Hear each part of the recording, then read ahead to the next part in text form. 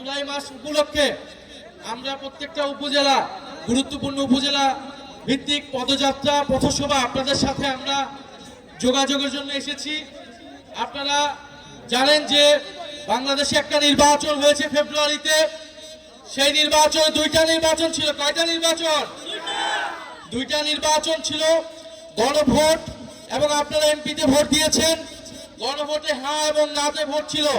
সংস্কারের পক্ষে অথবা বিপক্ষে বাংলাদেশের 70% মানুষ হ্যাঁ এর পক্ষে ভোট দিয়েছে, সংস্কারের পক্ষে ভোট দিয়েছে।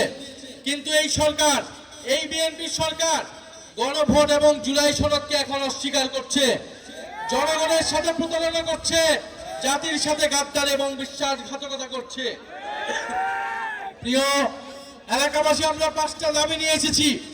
এই গণভোটের গণরায় বাস্তবায়ন করতে হবে, যার মাধ্যমে সংস্কার হবে, দেশের পরিবর্তন হবে, যেটা আপনার আমার আকাঙ্ক্ষা ছিল জুলাই গণঅভ্যুত্থানে। যে আকাঙ্ক্ষার কারণে আমরা এই পরিবর্তন দেখার জন্যই শেখ হাসিনার বিরুদ্ধে রাজপথে নেমেছিলাম। দ্বিতীয়ত, আমরা তরুণদের কর্মসংস্থানের দাবি জানিয়েছি। তৃতীয়ত, আমরা বলেছি যে বাংলাদেশের এই যে বিদ্যুতের সংকট, আপনাদের এলাকায় কি বিদ্যুৎ আছে? ঘরে ঘরে বিদ্যুৎ আছে? লোডশেডিং হয়, দৈনিক 7 থেকে 8 ঘন্টা করে লোডশেডিং হয়। এই লোডশেডিং সমস্যার সমাধান করতে হবে। এই সরকার কমিটমেন্ট দিয়েছিল, প্রতিশ্রুতি দিয়েছিল তারা বিদ্যুতের সমস্যার সমাধান করবে, কিন্তু এই যে বাজেট দিয়েছে, এই বাজেটে আমরা এমন কিছু দেখি নাই তারা বিদ্যুতের সমস্যার সমাধান করতে হবে। ফলে অবশ্যই ঘরে ঘরে বিদ্যুৎ দিতে হবে এবং দ্রব্যমূল্যের নিয়ন্ত্রণ করতে হবে, মানুষের নিয়ন্ত্রণে অধীন আনতে হবে। এছাড়া সারা দেশে আইন শৃঙ্খলার বেহাল দশা।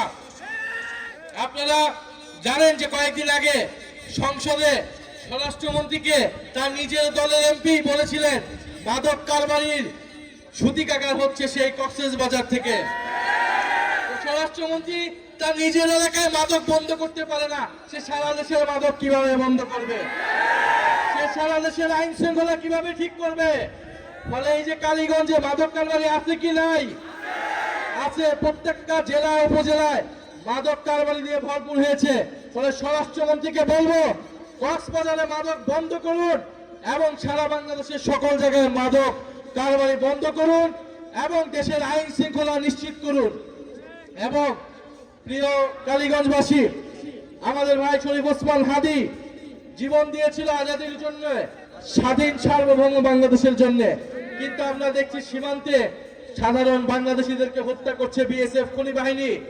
আমরা দেখছি সীমান্তে পুশিং হচ্ছে এবং এই সরকার যে নিজেদেরকে জাতীয়তাবাদী সরকার বলে, জাতীয়তাবাদের নামে ব্যবসা করে, সে সীমান্ত হত্যা বন্ধ করতে পারছে না, সে পুশিং বন্ধ করতে পারছে না। ফলে আমরা বলবো সীমান্ত হত্যা বন্ধ করুন, জাতীয়তাবাদের নামে ব্যবসা বন্ধ করুন এবং বাংলাদেশের সীমান্তকে সুরক্ষা দিন। প্রিয় কালীগঞ্জবাসী, জুলাই গণঅভ্যুত্থান হয়েছিল আপনার আমার অংশগ্রহণের ফলে। এখন জুলাই গণঅভ্যুত্থানের পরে নতুন নতুন নেতা তৈরি হয়েছে, নতুন নতুন নেতৃত্ব আসছে। শিলং থেকে, লন্ডন থেকে নেতৃত্ব দেওয়া হয়েছিল নাকি জুলাই গণঅভ্যুত্থান। ফলে ভালো আপনারা নেতৃত্ব দিয়েছেন। আপনারা এখন জুলাইয়ের আকাঙ্ক্ষা বাস্তবায়ন করুন, আপনারা জুলাই সনদ বাস্তবায়ন করুন, আপনারা সংস্কার বাস্তবায়ন করুন।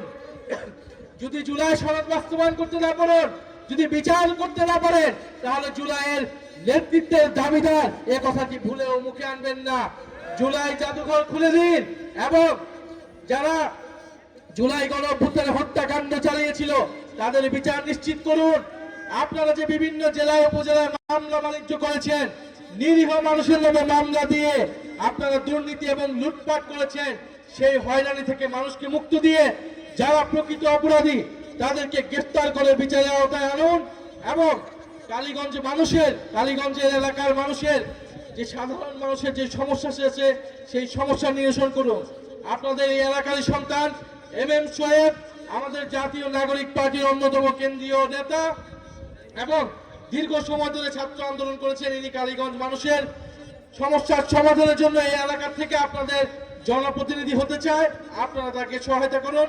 ইনশাআল্লাহ আমরা কালীগঞ্জবাসীকে একটা সুন্দর কালীগঞ্জ, আমরা বৈষম্যহীন কালীগঞ্জ উপহার দেব। ইনকিলাব জিন্দাবাদ।